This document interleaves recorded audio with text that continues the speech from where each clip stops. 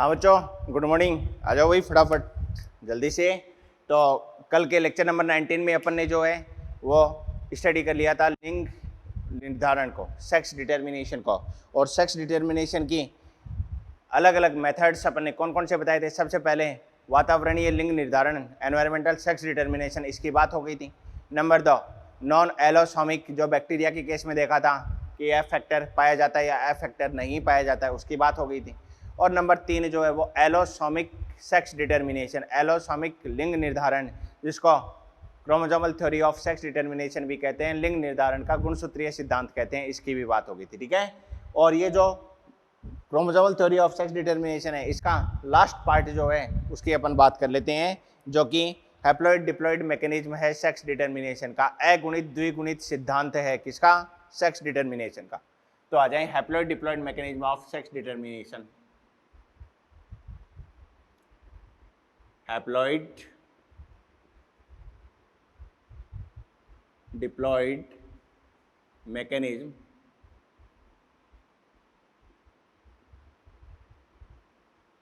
Of sex determination.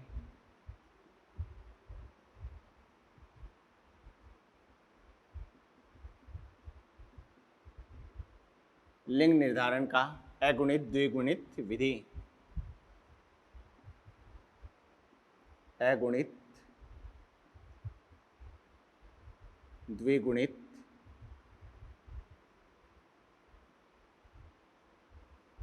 विधि किसकी?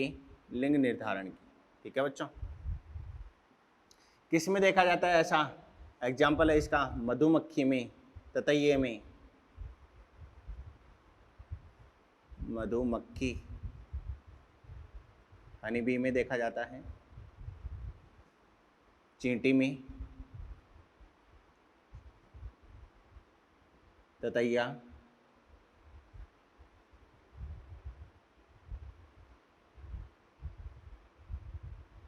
ठीक है। क्या बोलते हैं, मधुमक्खी में 3 कास्ट हैं जो आपने एप्लीकेशन ऑफ जूलॉजी के दौरान पढ़ी भी हैं। और ये 3 कास्ट कौन सी हैं? मादा मधुमक्खी जो कैसी होती है? फर्टाइल होती है, निषेचन योग्य होती है, रानी मक्खी कहते हैं, क्वीन कहते हैं इसको। मादा मक्खी जो निषेचन का कार्य नहीं करती, श्रमिक कहलाती है, वर्कर कहलाती है। और नंबर 3 जो है वो क्या बन जाता है? ड्रोन बन जाता है, नर बन जाता है। तो इसमें जो क्वीन और वर्कर हैं वो तो कैसे हैं? दोनों ही डिप्लॉयड हैं। और हैप्लॉइड कौन हो जाएगा? नर हो जाएगा। तो कास्ट ऑफ हनी बी,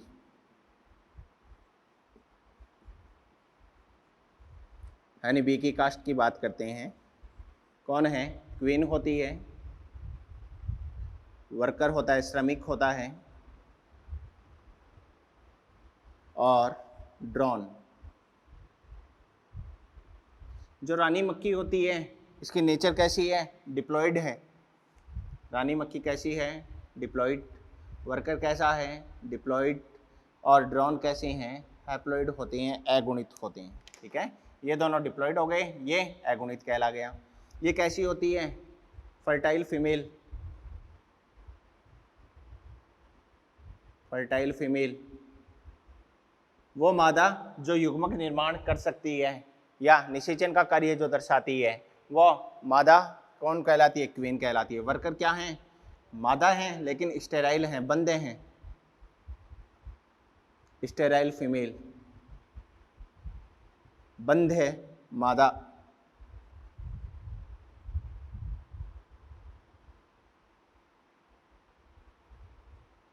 बंद है मादा। और ये ड्रोन कैसा होता है?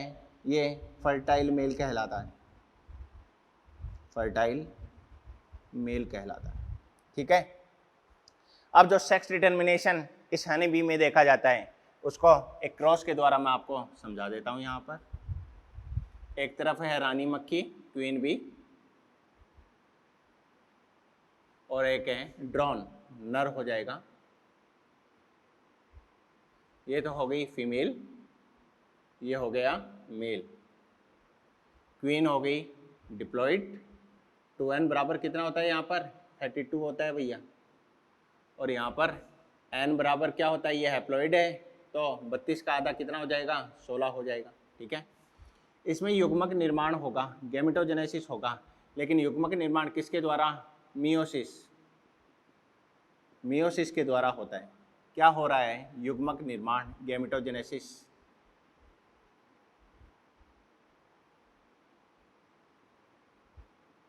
युग्मक निर्माण की क्रिया, यहां युग्मक निर्माण की क्रिया किसके द्वारा? माइटोसिस के द्वारा।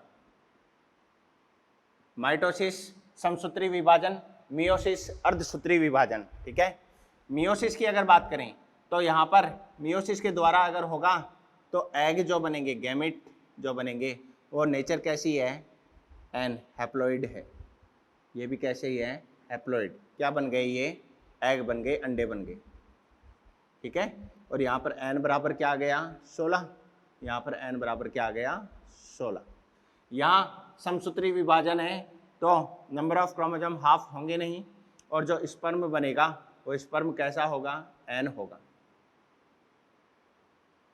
और यहाँ पर एन बराबर क्या हो जाएगा? 16 हो जाएगा। रानी मक्खी का कुछ अंडे जो होते हैं वो बिना निषेचन के ही अनिषेक जनन, पार्थेनोजेनेसिस के द्वारा,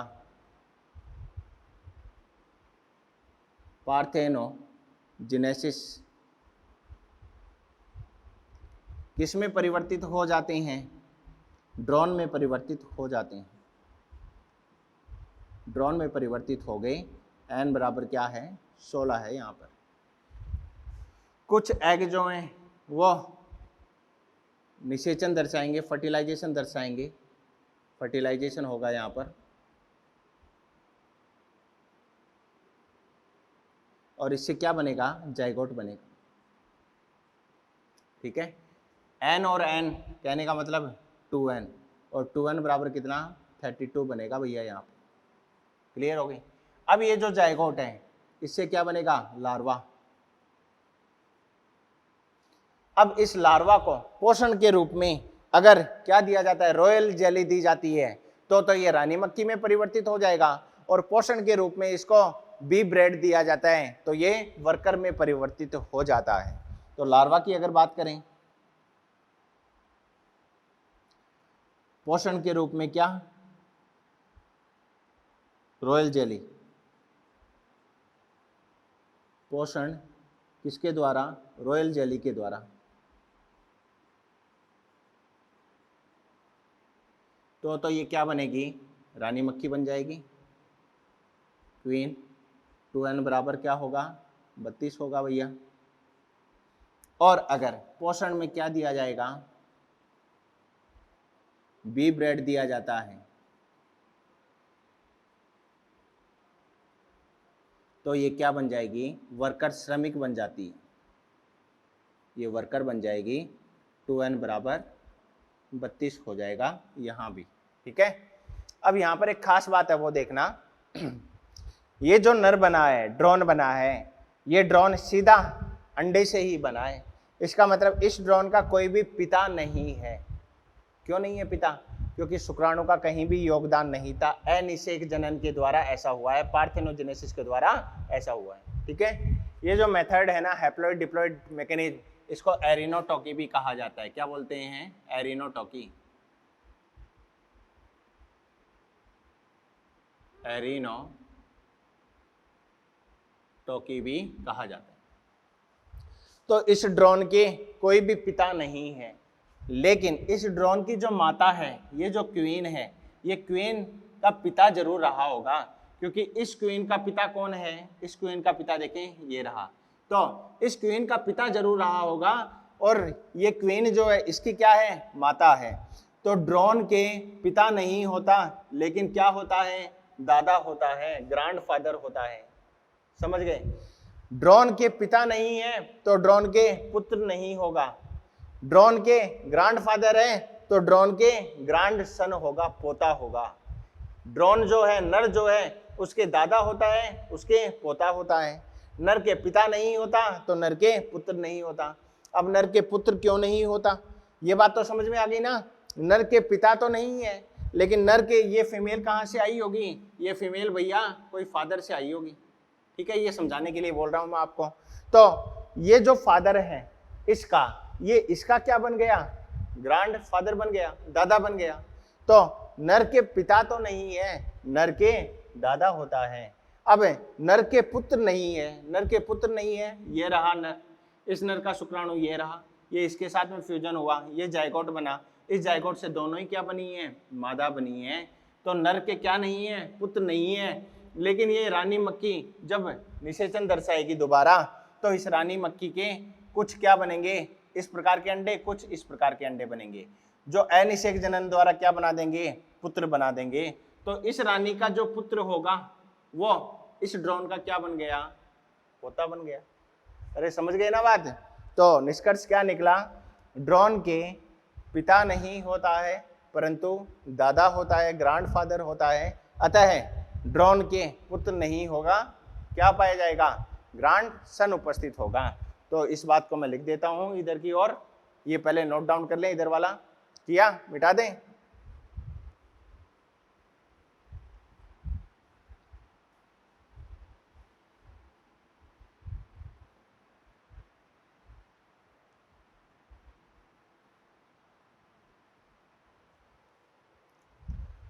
नोट लगा के पॉइंट लिख लेना।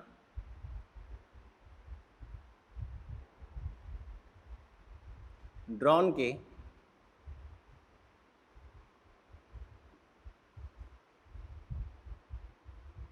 पिता नहीं होते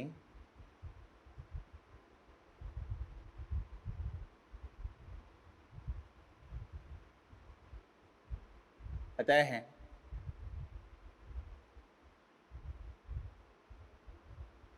पुत्र नहीं देखे जाएंगे।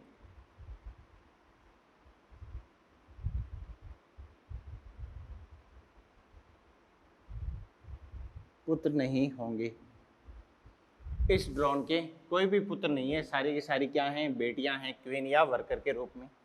और दूसरी बात, ड्रोन के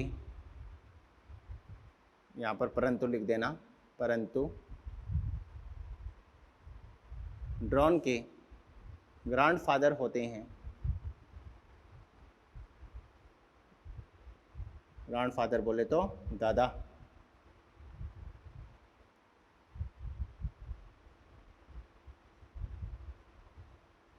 होते हैं। अतः ग्रैंडसन भी होगा।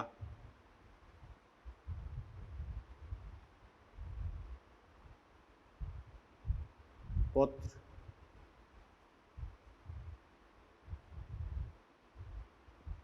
ग्रैंडसन होंगे। ठीक है, तो ड्रोन के ग्रैंडफादर होते हैं, इसलिए ड्रोन के क्या होंगे, ग्रैंडसन पाए जाएंगे। तो ये एक निष्कर्ष के रूप में बात याद रखनी है, स्टेटमेंट के रूप में पूछा जा सकता है, सही है या फिर गलत है। ठीक है बच्चों, मिटा दें, वीडियो को रोककर नोट डाउन कर लो। चलो मिटाते हैं इसको। तो इसी के साथ अपना जो है वो एलोसोमिक लिंग निर्धारण पूर्ण होता है। बात करेंगे किसकी, सीबी ब्रिज द्वारा दी गई जीनी संतुलन सिद्धांत की।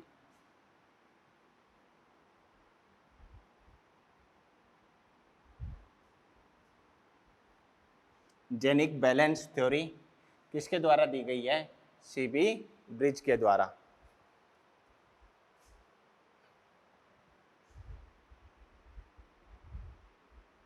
जीनी संतुलन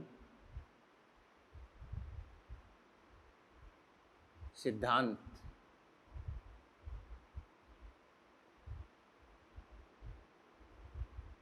जीनी संतुलन सिद्धांत, जेनिक बैलेंस थ्योरी।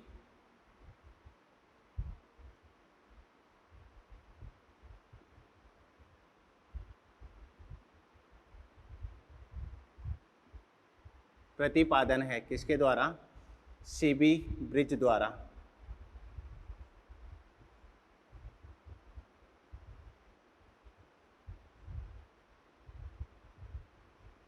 दी गई है ये थ्योरी।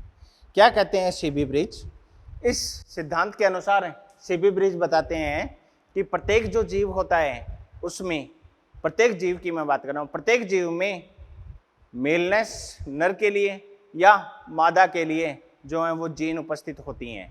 और इन जीनों के बीच क्या पाया जाता है, एक संतुलन उपस्थित होता है। वो संतुलन निर्धारण करता है कि लिंग कैसा बनेगा, सेक्स कैसा बनेगा। तो अगर कोई नर बनेगा तो उसमें जीन एक्चुअल में दोनों ही पाई जा रही थी, मेलनेस के लिए भी पाई जा रही है, फीमेलनेस के लिए भी पाई जा रही है। नर लिंग के लिए भी उपस्थित है, मादा लिंग के लिए भी जीन उपस्थित है। लेकिन लिंग कैसा बनेगा, उनका एक रेशियो होगा, उस रेशियो के अनुसार लिंग का निर्धारण किया जाता है। दूसरी बात, इसी सिद्धांत के अनुसार कि फीमेलनेस के लिए, मादा लिंग के लिए जीन एक्स गुणसूत्र पर पाई जाती है, लेकिन नर लिंग के लिए जीन जो है वो ऑटोसोम के ऊपर उपस्थित होती है। इसका मतलब वाई क्रोमोसोम का कोई योगदान नहीं है किसमें, लिंग निर्धारण में। तो फिर अब तीसरी बात यहाँ पर सामने आती है, वाई क्रोमोसोम का कोई योगदान नहीं है लिंग निर्धारण में, तो वाई क्रोमोसोम का काम क्या है भैया, क्यों पाया जा रहा है वाई क्रोमोसोम? इस सिद्धांत के अनुसार ये कहते हैं कि वाई क्रोमोसोम का पहला कार्य है, ये क्या करता है, रिप्रोडक्टिव ऑर्गन बनाता है, जनन अंगों का निर्माण ये करता है। नंबर 2, ये शुक्राणु जनन में सहायक होता है। शुक्राणु जनन डायरेक्ट नहीं करवाएगा, उसको प्रमोट करेगा, उसको स्टिमुलेट करेगा, उसमें सहायता प्रदान करवाएगा। और तीसरा काम है, शुक्राणु की जो गतिशीलता है, मोटिलिटी ऑफ जो स्पर्म है, वो भी बनाए रखता है। कौन, वाई गुणसूत्र। तो वाई गुणसूत्र के 3 कार्य हो गए। पहला कार्य है रिप्रोडक्टिव ऑर्गन को बनाना, दूसरा कार्य है स्पर्मेटोजेनेसिस में सहायक, शुक्र जनन में सहायक होता है, और तीसरा कार्य हो गया शुक्राणु की गतिशीलता को बनाए रखता है ये। ओके, अब यहाँ पर एक चीज और आती है, अगर ड्रोसोफिला में, अभी आगे चलकर बताएंगे, ये जो जीनी संतुलन सिद्धांत है सीबी ब्रिज का, ये केवल और केवल किसके लिए एप्लीकेबल होता है, ड्रोसोफिला के लिए ही एप्लीकेबल होता है। मानव में ये सिद्धांत एप्लीकेबल नहीं होगा, नहीं लगेगा। तो इस सिद्धांत के अनुसार सीबी ब्रिज कहते हैं कि अगर ड्रोसोफिला में जो है वाई गुणसूत्र नहीं पाया जाएगा तो ड्रोसोफिला कैसा बन जाता है, बंध्य बन जाता है, स्टेराइल बन जाता है। ठीक है, अब अगली चीज आती है, ये जो नाम दिया गया है जेनिक बैलेंस थ्योरी, इसका मतलब है एक अनुपात के अनुसार जो है वो रेशियो, उस रेशियो के अकॉर्डिंग जो है वो लिंग का निर्धारण होता है। एक अनुपात के अनुसार लिंग का निर्धारण होता है, और इस अनुपात को जो है वो सेक्स इंडेक्स रेशियो SIR के नाम से जाना जाता है। और सेक्स इंडेक्स रेशियो जो होता है वो एक्स गुणसूत्रों का ऑटोसोम के साथ में रेशियो कहलाता है। ऊपर तो एक्स आएगा और नीचे क्या आएगा, ऑटोसोम आ जाएगा। अगर ये SIR 1 आता है तो मादा बनेगी, SIR 0.5 आएगा तो नर बनेगा, SIR 1 और 0.5 के बीच आएगा तो इंटरसेक्स बनेगा, बीच का लिंग बनेगा। 1 से ज्यादा आएगा तो अधि मादा बनेगी, सुपर फीमेल बनेगी, और अगर 0.5 से कम आ गया तो फिर क्या बन जाएगा, अधि नर बन जाता है, सुपर मेल बन जाता है। ठीक है, तो ये जेनिक बैलेंस थ्योरी का कंसेप्ट है। आइए देखते हैं क्या है सीबी ब्रिज के अनुसार। इस सिद्धांत के अनुसार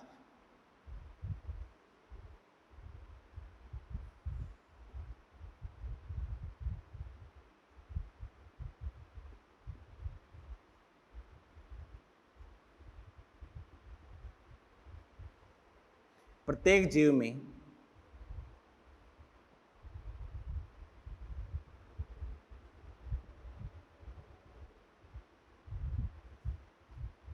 नर लिंग तथा मादा लिंग, नर तथा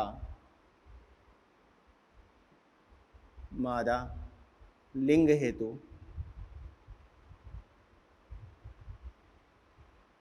जीन उपस्थित होती हैं।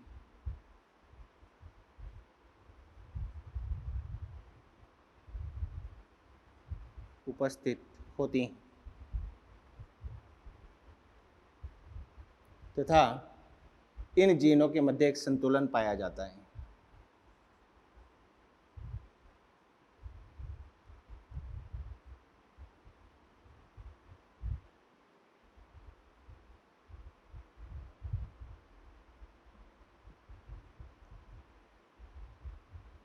संतुलन उपस्थित होता है।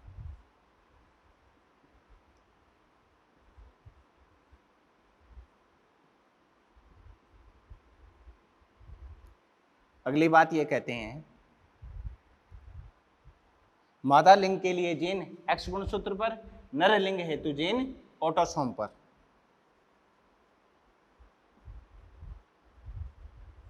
मादा लिंग हेतु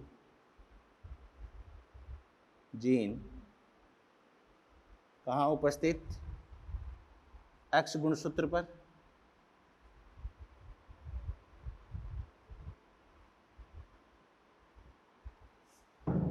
नर लिंग हेतु जीन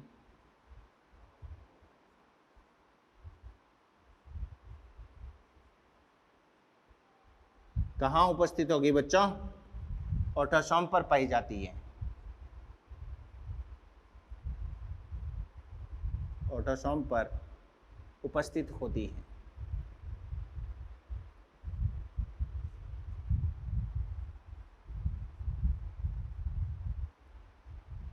इसका मतलब वाई गुणसूत्र का योगदान नहीं है किसमें, लिंग निर्धारण में, लिंग निर्धारण में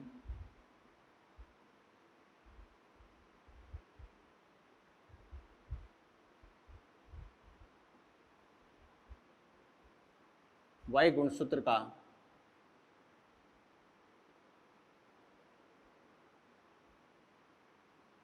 योगदान नहीं होता।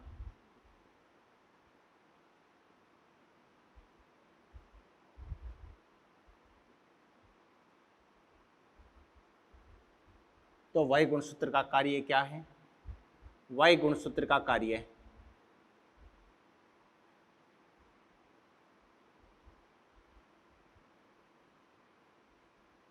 पहला काम है भैया इसका लैंगिक अंगों का निर्माण,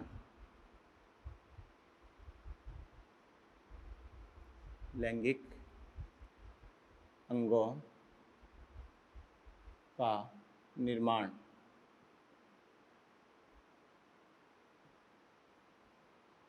शुक्र जनन में सहायक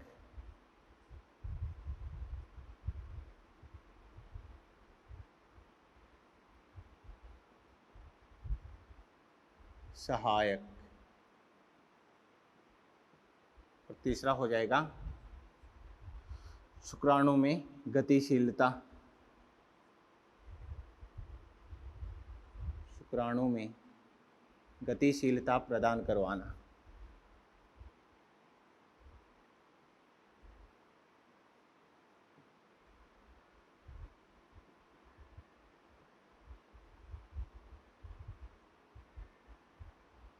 ठीक है, तो ये कार्य कहलाते हैं किसके, वाई गुणसूत्र के। और यहाँ पर एक चीज याद रखनी है, यदि ड्रोसोफिला से क्या हटा दिया जाए, वाई गुणसूत्र जो है वो हटा दिया जाए, तो उसमें क्या आ जाएगी, बंधता आ जाती है। वो कैसा बन जाता है, स्टेराइल बन जाता है। यदि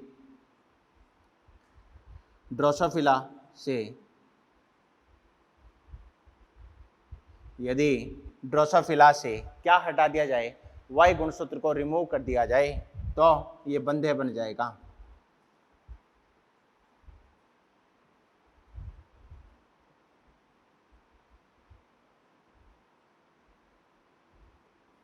हटाए जाने पर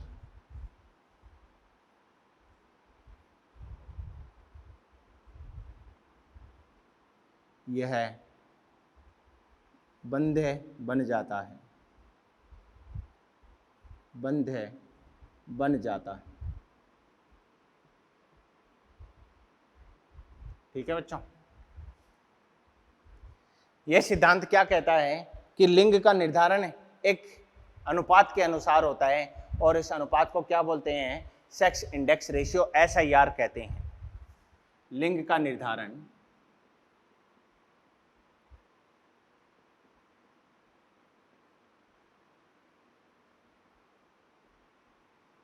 निर्धारण एक अनुपात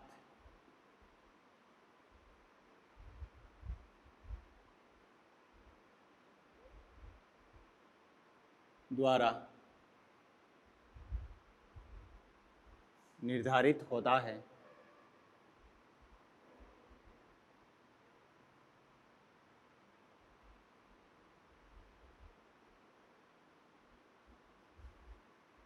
जिसे क्या बोलते हैं बच्चों, सेक्स इंडेक्स रेशियो कहते हैं।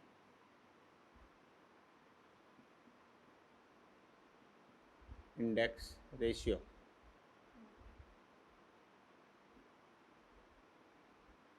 क्या कहा जाता है बच्चों? SIR। और ये जो सेक्स इंडेक्स रेशियो होता है ये एक्चुअल में होता क्या है? एक्स गुणसूत्रों की संख्या बटे ऑटोसोम की संख्या। एक्स गुणसूत्रों की संख्या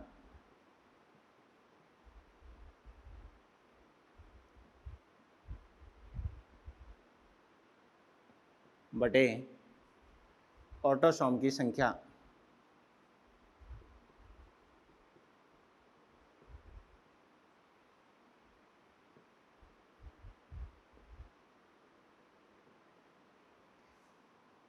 तो यहाँ पर SIR लिख दूँ मैं, सेक्स इंडेक्स रेशियो कितना आता है, और लिंग का रूप क्या बनेगा, लिंग कौन सा बनेगा।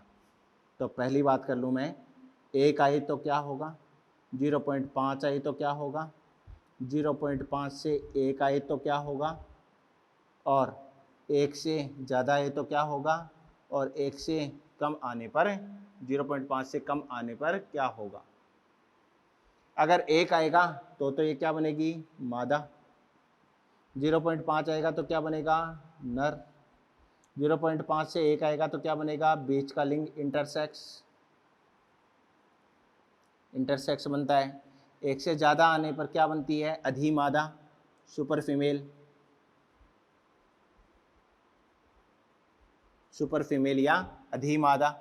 और 0.5 से कम आने पर क्या बनता है, अधि नर बनता है, सुपर मेल बनता है, अधि नर या सुपर मेल। ठीक है, तो इसके अकॉर्डिंग जो है ये लिंग का निर्धारण होता है कि क्या क्या रेशियो आता है।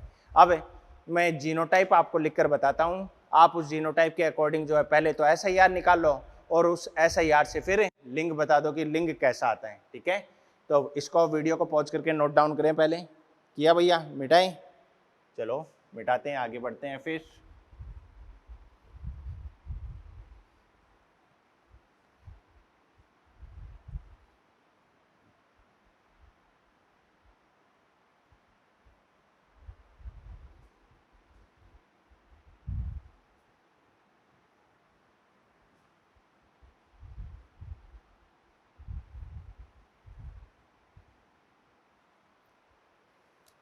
सबसे पहले बात करेंगे कैरियोटाइप की, या जीनोटाइप कह दो इसको। ड्रोसोफिला का कैरियोटाइप कैसा आएगा। दूसरी बात SIR वो क्या आएगा, और लास्ट में बात करेंगे सेक्स क्या आएगा, लिंग क्या आएगा। ठीक है, पहली कंडीशन है जीनोटाइप ये हो तो क्या होगा, जीनोटाइप ऑटोसोमल पेयर हो और लिंक क्रोमोसोम में XY पाए जाए। तीसरा, ऑटोसोमल पेयर के साथ में केवल एक X हो। चौथा, ऑटोसोमल पेयर के साथ में XXX कंडीशन हो। पांचवा, 3 ऑटोसोमल पेयर के साथ में क्या हो, XX कंडीशन हो।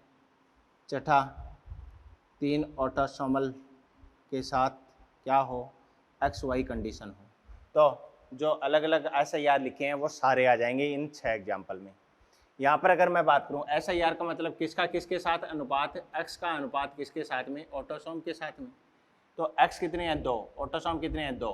तो यहाँ पर क्या आ जाएगा, 2/2, और 2/2 कितना आता है बच्चों, 1 आता है। 1 का मतलब क्या बनता है, फीमेल। अरे कोई दिक्कत है क्या, निकाल सकते हो। ऐसे यहाँ पर देखो 1/2, 1/2, 1 X है, 2 ऑटोसोम है, कितना आता है 0.5, और 0.5 का मतलब क्या बनता है, मेल बनता है भैया। कोई दिक्कत, यहाँ देख लो X 1 है, 2 ऑटोसोम है, तो यहाँ पे क्या आ जाएगा 1/2, 1/2 बदले दो 0.5, 0.5 का मतलब मेल कंडीशन बन जाएगी, नर बन जाएगा। यहाँ पर देखिए X कितने हैं, 3, ऑटोसोम 2, तो कितना आ गया 3/2, 3/2 कितना आता है 1.5, 1.5 का मतलब क्या बन गई, सुपर फीमेल, अधिमादा। यहाँ देखो X 2 हैं, ऑटोसोम 3 है, तो 2/3 आ जाएगा। इसको जब सोल्व आउट करते हो तो ये कितना आता है, 0.66 आता है। और 0.66 का मतलब 0.5 से लेकर 1 के बीच क्या बनता है, इंटरसेक्स बन जाएगा। इंटरसेक्स का निर्माण हो जाता है। यहाँ देख लो x कितना है, 1, ऑटोसम कितने हैं, 3, तो क्या आ गया, 1/3। 1/3 कितना आता है, 0.33, और 0.33 का मतलब 0.5 से कम आएगा। 0.5 से कम का मतलब हो गया क्या बन जाता है, सुपर मेल कंडीशन जो है वो बन जाती है। अरे ठीक है भैया, तो ये क्या कहलाता है अपना सेक्स डिटर्मिनेशन, वो किसके द्वारा, जेनिक बैलेंस थ्योरी के द्वारा सीबी ब्रिज ने दिया था। लेकिन यहाँ लास्ट में नोट लगा के एक पॉइंट लिख लेना कि ये जो जेनिक बैलेंस थ्योरी ये केवल और केवल किसके लिए लागू होगी, ड्रोसोफिला के लिए। जीनी संतुलन सिद्धांत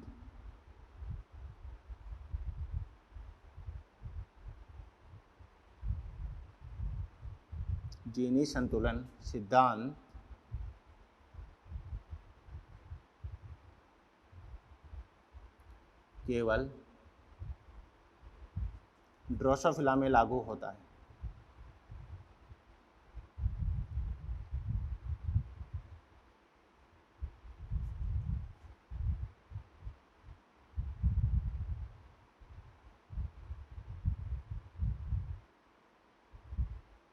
केवल किस में एप्लीकेबल है, ड्रोसोफिला में, मानव में एप्लीकेबल नहीं है। ठीक है, तो इसको नोट डाउन कर लें। और इसके बाद लास्ट अपन बात करते हैं हार्मोन के द्वारा लिंग निर्धारण। नोट डाउन किया भैया, बेटा दें।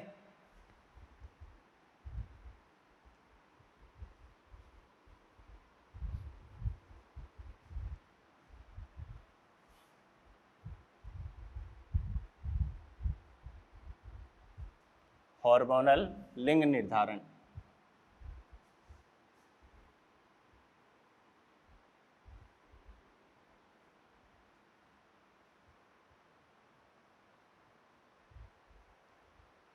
कौन सा, नंबर 5 आ जाएगा।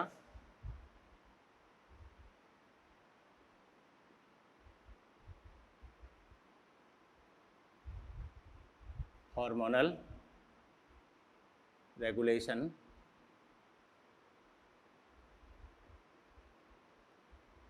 ऑन किसके ऊपर, सेक्स डिटर्मिनेशन।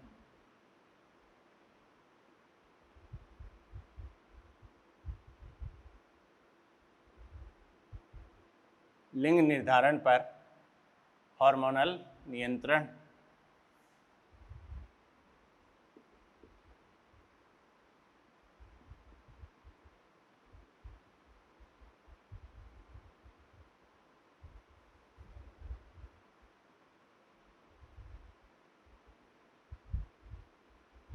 हार्मोनल नियंत्रण,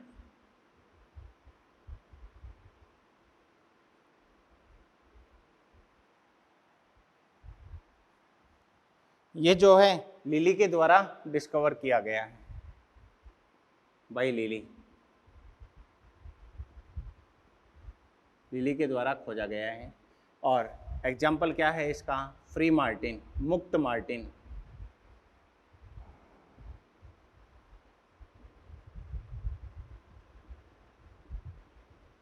मुक्त मार्टिन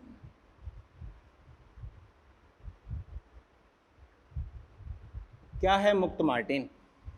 रिप्रोडक्टिव सिस्टम में आपने पढ़ा होगा कि ट्विन्स बनते हैं, जुड़वां बनते हैं। ये ट्विन्स जो हैं एक जाइगोट के टूटने से भी बन सकता है, या 2 अलग अलग अंडों के निषेचन से जो 2 जाइगोट बनेंगे उनके द्वारा भी बन सकता है। एक जाइगोट से बनेगा मोनोजाइगोटिक कहलाएगा, और 2 जाइगोट से ट्विन्स बनते हैं तो डाइजाइगोटिक ट्विन्स कहलाते हैं। ठीक है, जो दुधारू पशु होते हैं, जो कैटल्स होते हैं, जिनको अपन दूध प्राप्त करने के लिए उनका पालन करते हैं, कैटल्स कहलाते हैं। उन कैटल्स में क्या देखा जाता है कि अगर डाइजाइगोटिक ट्विन्स की कंडीशन होगी, डाइजाइगोटिक ट्विन्स का मतलब हो गया 2 जाइगोट बने हैं। ठीक है, और 2 जाइगोट अलग अलग हैं, कंडीशन कौन सी होगी, एक लिंग कैसा होगा, भ्रूण का मादा, और एक भ्रूण कैसा होगा, नर होगा। अगर ऐसी स्थिति होती है डाइजाइगोटिक, डाइजाइगोटिक आपको पता है दोनों सेम भी हो सकते हैं, दोनों के लिंग समान हो सकते हैं, दोनों के लिंग अलग अलग भी हो सकते हैं। अगर कंडीशन कैसी है डाइजाइगोटिक ट्विंस में, अलग अलग लिंगों की स्थिति है, तो आप सबको पता है पहले कौन सा सेक्स बनेगा भैया, याद करो। ट्रू सेक्स किसको कहा जाता है, मेल सेक्स को, नर लिंग को ट्रू सेक्स कहा जाता है, सत्य लिंग कहा जाता है। क्यों? क्योंकि इसका निर्माण पहले होता है। ठीक है, इसका निर्माण पहले होता है, इसका मतलब है वोल्फियन नलिका जो है उसमें विकास होगा, जबकि संदमन किसका हो जाता है, मुलेरियन नलिका। मुलेरियन नलिका क्या बनाती है, मादा जनद को बनाती है। वोल्फियन नलिका क्या बनाती है, नर जनद का निर्माण करती है। तो गर्भाशय में अगर दो युग्मनज, दो जायगोट हैं, उन दो जायगोट का डेवलपमेंट जब चल रहा है तो पहले लिंग कौन सा बन गया, नर लिंग बन जाता है, नर जनद पहले बन जाता है। नर जनद पहले बनेगा तो नर हार्मोन का स्रावण यहाँ से होगा, और ये जो नर हार्मोन है ये संदमन प्रभाव दर्शाएगा किसके ऊपर, मादा जनद के ऊपर। ठीक है जी, और मादा लिंग के ऊपर, सॉरी, मादा जो भ्रूण बन रहा है उसके ऊपर क्या करेगा, संदमन प्रभाव दर्शाएगा। तो मादा भ्रूण जो है वो पूर्ण रूप से विकसित नहीं हो पाता है। तो मादा भ्रूण इस स्थिति में क्या कहला रहा है, वो क्या कहलाएगा भैया, मुक्त मार्टिन या फ्री मार्टिन कहलाता है। उस मादा भ्रूण में किसके जैसे लक्षण आने लग जाते हैं, नर के जैसे लक्षण आने लग जाते हैं। तो लिंग का निर्धारण किसने किया, यहाँ पर हार्मोन के स्रावण द्वारा जो है वो लिंग का निर्धारण हुआ है। ठीक है, तो मवेशियों में, कैटल्स में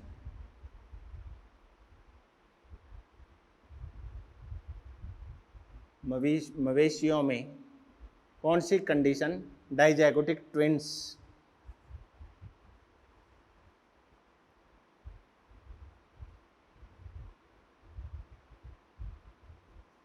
कंडीशन सन हो और दोनों जायगोट कैसे हो, एक नर हो तथा एक मादा हो। नर युग्मनज हो और दूसरा मादा युग्मनज हो।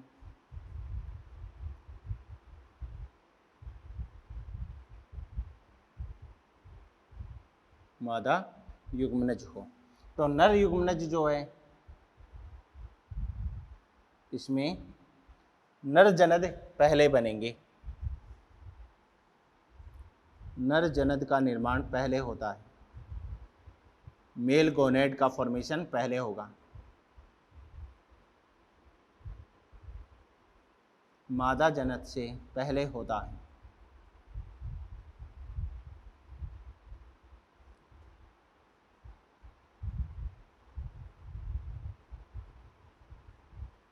पहले होगा तो ये क्या बनाएगा, नर लैंगिक हार्मोन, नर लैंगिक हार्मोन।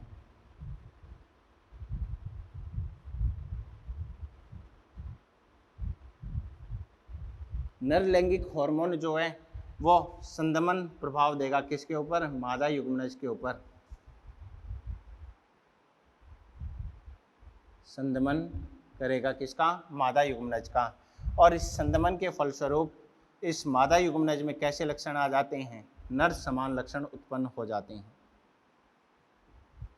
संदमन फलस्वरूप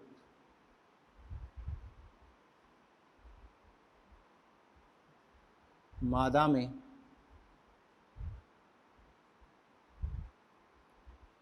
नर समान लक्षण उत्पन्न हो जाते हैं।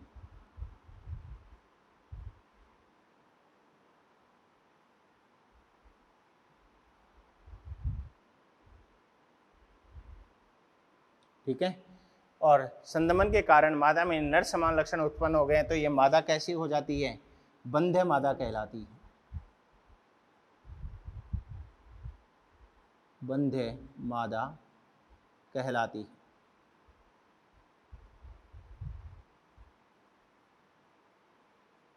तो डाइजाइगोटिक ट्विंस की स्थिति में दो जुड़वां अगर उत्पन्न होते हैं, एक नर हो और दूसरा मादा हो, लिंग अलग अलग होना चाहिए, ऐसी स्थिति में नर का विकास पहले होगा। ठीक है, और कौन सी नलिका, वोल्फियन नलिका तो विकास दर्शाएगी, और मुलेरियन नलिका जो है वो क्या करेगी, वो वोल्फियन नलिका का विकास होगा, मुलेरियन नलिका का संदमन हो जाएगा। मुलेरियन नलिका संदमित हो जाएगी तो मादा जनित का निर्माण नहीं हो पाता है। ठीक है, तो ये क्या कहलाता है, फ्री मार्टिन कहलाता है। ये जो मादा है बंध्य मादा, ये बंध्य मादा क्या कहलाती है, मुक्त मार्टिन कहलाती है।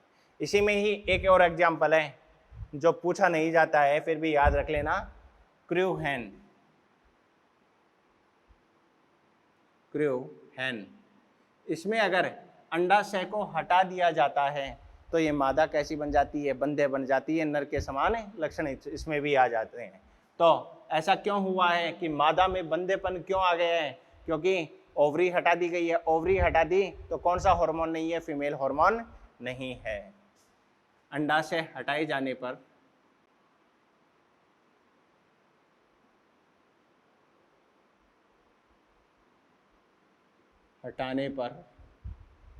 मादा लैंगिक हार्मोन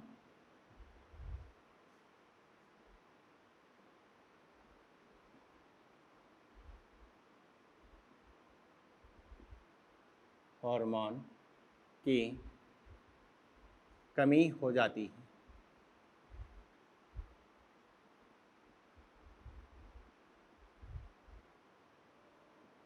मादा बंध्य कहलाती है।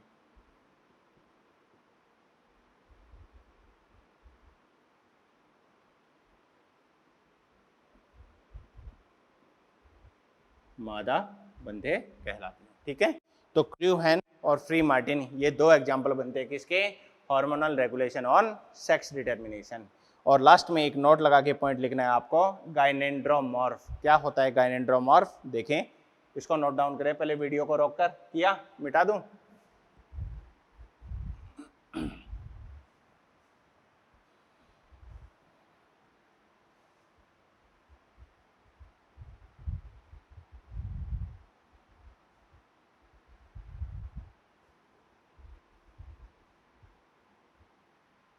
गाइनेंड्रोमॉर्फ,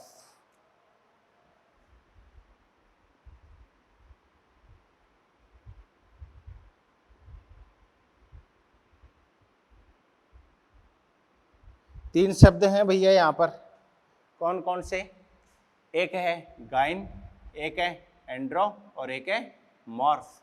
गाइन का मतलब मादा, एंड्रो का मतलब नर, और मॉर्फ का मतलब मॉर्फोलॉजी आकारिकी। ठीक है, तो कुछ जीव ऐसे होते हैं जिनमें एक ही जीव में आधा शरीर तो मादा की तरह कार्य करता है और आधा शरीर नर की भांति कार्य करता है। और ऐसा किसके कारण हो जाता है, ऐसा जो सेल डिवीजन हो रहा है, जो कोशिका विभाजन हो रहा है, उसमें विकार के कारण, एबनॉर्मेलिटी के कारण उत्पन्न हो जाता है, और ड्रोसोफिला इसका एग्जाम्पल बनता है। ठीक है, तो गाइनेंड्रोमॉर्फ क्या है, एक ही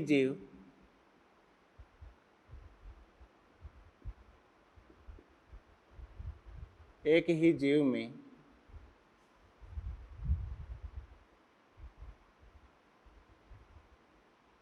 शरीर का आधा भाग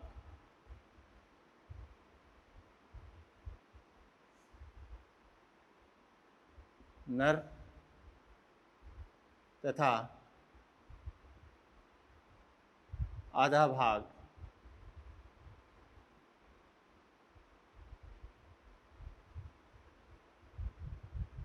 मादा की भांति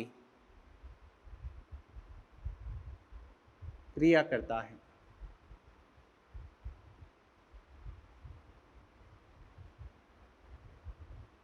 ठीक है, ऐसा जीव क्या कहलाता है, गाइनेंड्रोमॉर्फ कहलाता है। उदाहरण क्या है भैया, ड्रोसोफिला।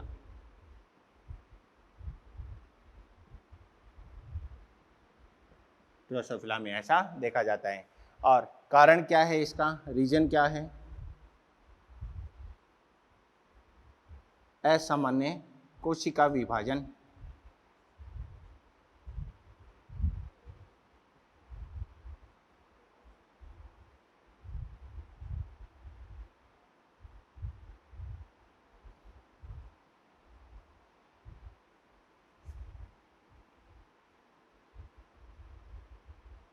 असामान्य कोशिका विभाजन जो है वो इसका कारण बनता है, एबनॉर्मल सेल डिवीजन। इसी चीज़ को समझाने के लिए यहाँ पर जैसे एक जाइगोट कंडीशन है, जाइगोट कंडीशन कैसी है, autosome autosome plus X condition पाई जा रही है, ठीक है। ये जो जाइगोटिक कंडीशन है, ऑटोसोमल पेयर और एक्स कंडीशन, इसमें कैसा हो, एबनॉर्मल माइटोसिस हो, असामान्य माइटोसिस।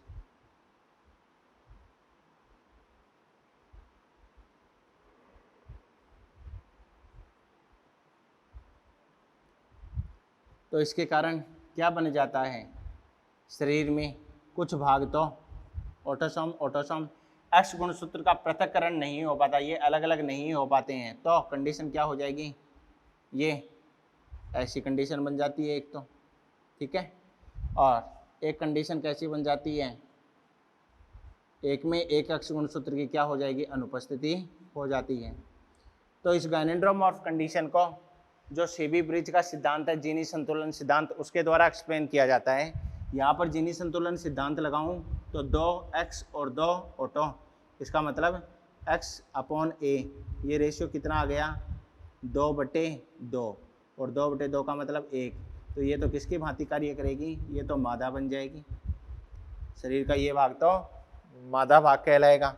यहाँ अगर इस सिद्धांत को लगाऊं तो x 1 है, ऑटोसोम 2 हैं, कितना आ गया 0.5, और 0.5 का मतलब ये भाग इसका कैसा बन जाता है, नर भाग कहलाता है, ठीक है बच्चों।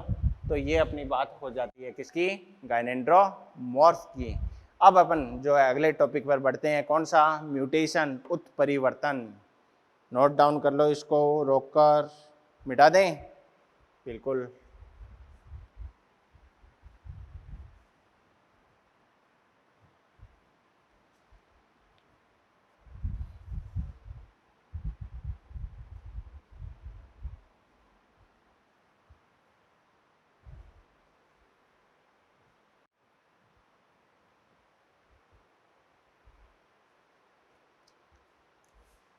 क्या बोलेंगे, उत्परिवर्तन, म्यूटेशन।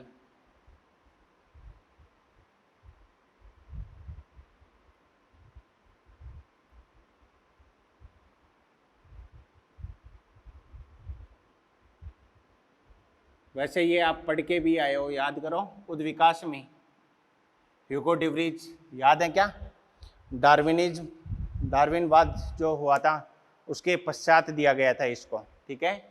तो उत्परिवर्तन, म्यूटेशनल थ्योरी जो है ह्यूगो डिवरीज द्वारा दी गई थी। क्या है उत्परिवर्तन, sudden heritable change in genetic material, अनुवंशिकी जो पदार्थ होता है उसमें अचानक उत्पन्न हुए वंशागत परिवर्तन क्या कहलाते हैं, उत्परिवर्तन कहलाते हैं। तो परिभाषा क्या बन जाती है कि अनुवंशिकी पदार्थ में अचानक उत्पन्न हुए वंशागत जो परिवर्तन होते हैं वो उत्परिवर्तन कहलाते हैं। इस शब्द का प्रतिपादन किसने किया है, ये शब्द ह्यूगो डिवरीज द्वारा दिया गया है, और ह्यूगो डिवरीज ने किसके ऊपर प्रयोग किया था, ओइनोथेरा लेमार्कियाना, जिसको इवनिंग प्रिमरोज के नाम से भी जाना जाता है। अरे उद्विकास में पढ़ा है ना ये सारी बातें, हाँ।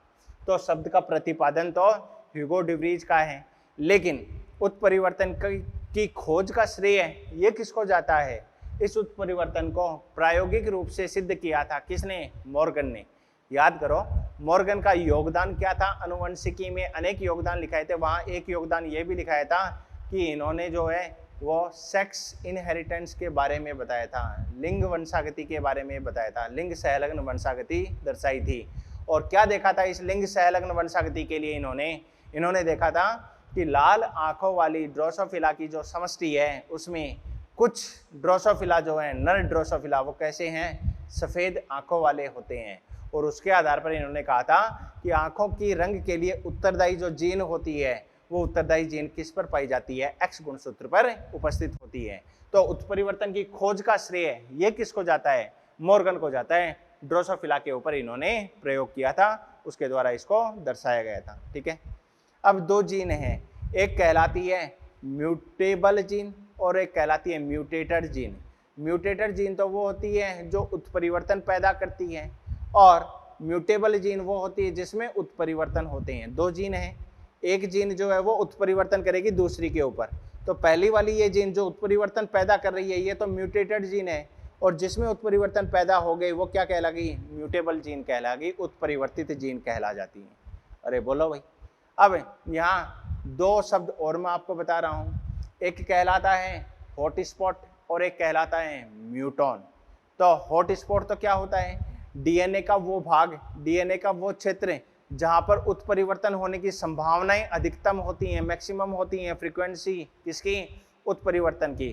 तो उत्परिवर्तन की आवृत्ति डीएनए के जिस खंड पर अधिकतम होती है वो खंड क्या कहलाता है, हॉटस्पॉट कहलाता है। और दूसरी बात है म्यूटॉन क्या है, तो याद करो आपको चेंजिंग कंसेप्ट ऑफ इनहेरिटेंस बताया था, वंशागति का परिवर्तित रूप बताया था, उसके दौरान आपको कहा था वन जीन वन पॉलीपेप्टाइड। याद करो ये सब चीजें याद आ रही होंगी, वन सिस्ट्रॉन वन पॉलीपेप्टाइड।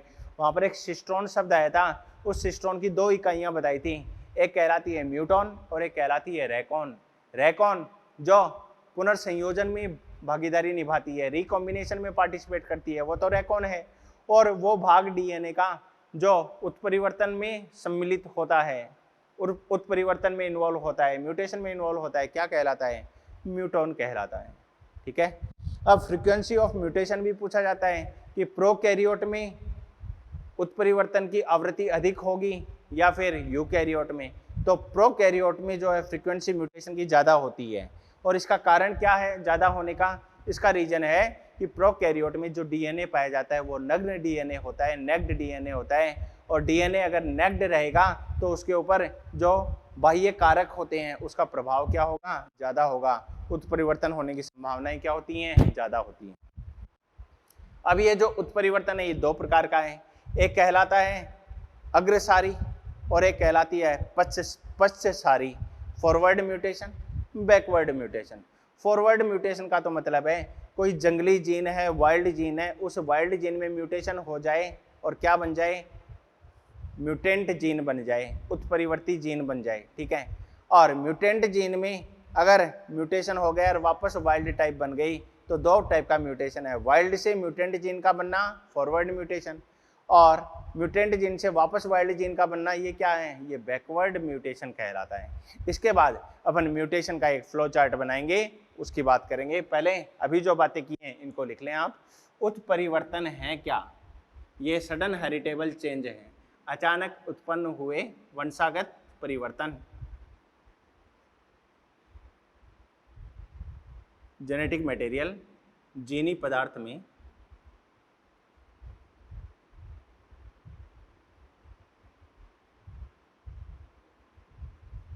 अचानक उत्पन्न हुए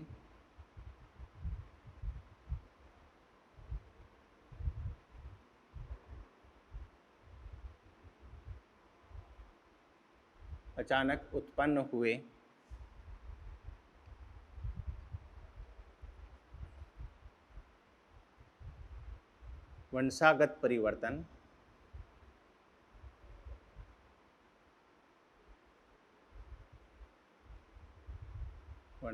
परिवर्तन उत्परिवर्तन कहलाते हैं।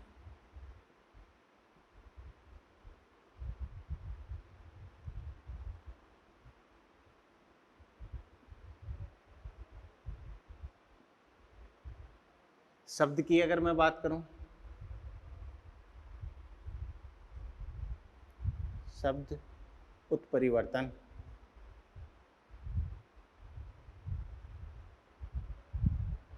उत्परिवर्तन शब्द किसने दिया है, ह्यूगो डिवरीज।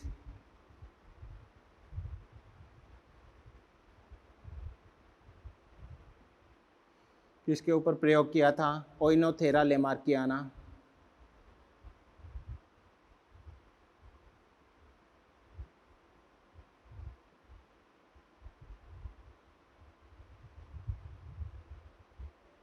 क्या बोलते हैं इसको, इवनिंग प्रिमरोज।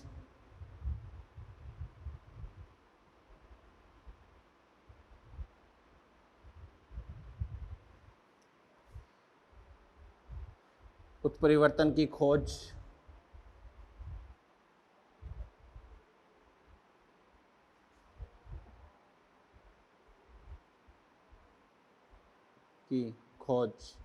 इसका श्रेय किसको जाता है भैया, Thomas Hunt Morgan. TH Morgan किसके ऊपर प्रयोग किया था? ड्रोसोफिला मेलेनोगास्टर।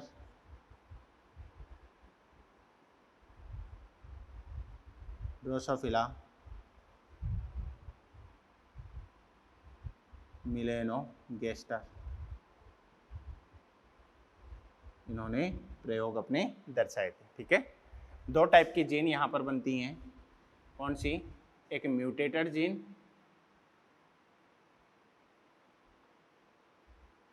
म्यूटेटेड जीन, और दूसरी कहलाती है म्यूटेबल जीन, म्यूटेबल जीन। वो जीन जो उत्परिवर्तन पैदा करें, म्यूटेटर, उत्परिवर्तन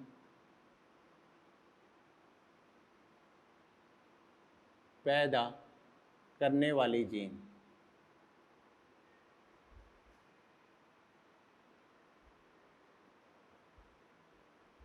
क्या कहलाती है? म्यूटेटर।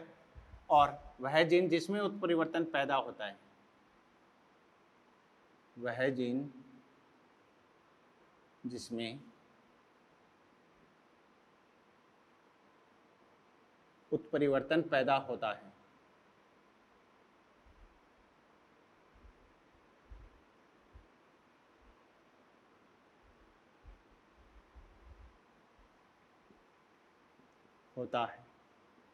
क्या कहलाती है? Mutable gene.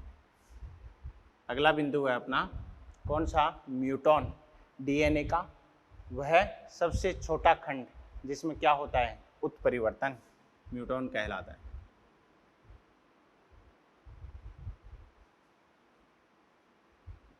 डीएनए का वह सबसे छोटा खंड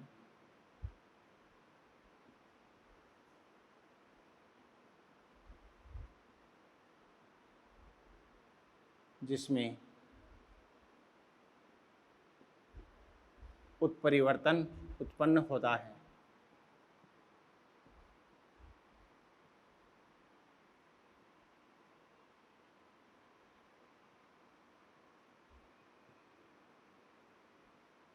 क्या कहलाता है बच्चों? म्यूटॉन। और यहीं एक और बिंदु याद रखें, हॉटस्पॉट। हॉटस्पॉट क्या बताया था?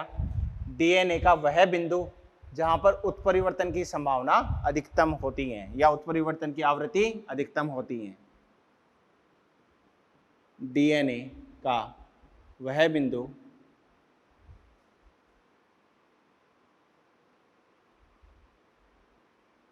जहां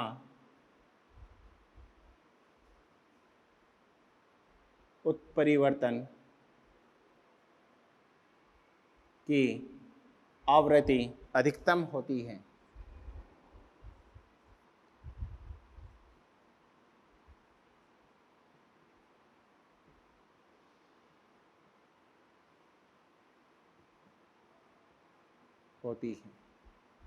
ठीक है बच्चों।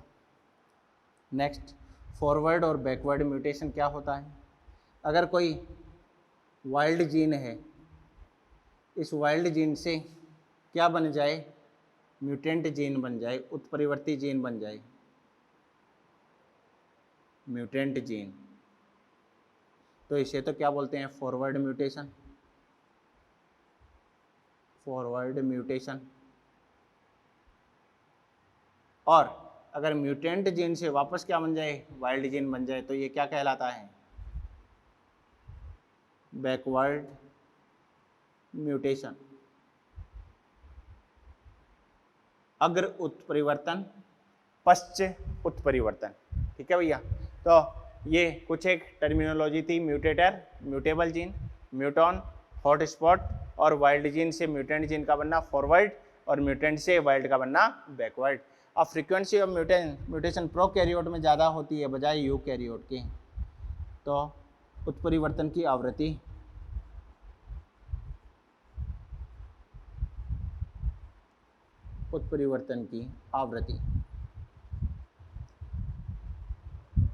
हाँ भाई, प्रोकैरियोट में ज़्यादा होती है प्रोकैरियोट में आवृत्ति ज़्यादा होगी किससे? यूकैरियोट से। और प्रोकैरियोट में ये ज़्यादा क्यों होगी? इसका कारण है प्रोकैरियोट में डीएनए कैसा होता है? नेक्ड डीएनए उपस्थित होता है, नग्न डीएनए पाया जाता है। नग्न डीएनए की उपस्थिति के कारण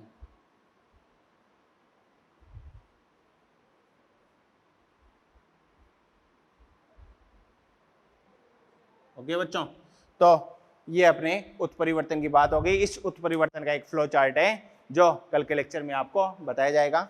वीडियो को पॉज करें, नोट डाउन करें, ठीक है बच्चों। तो मिलते हैं कल के लेक्चर में। कल का लेक्चर रहेगा अपना लेक्चर नंबर 21। यहाँ पर जो है बचा हुआ म्यूटेशन जो है उसको कंप्लीट किया जाएगा और उसके बाद पेडिग्री एनालिसिस जो है उसके विषय में बात की जाएगी। ओके, थैंक यू बच्चों।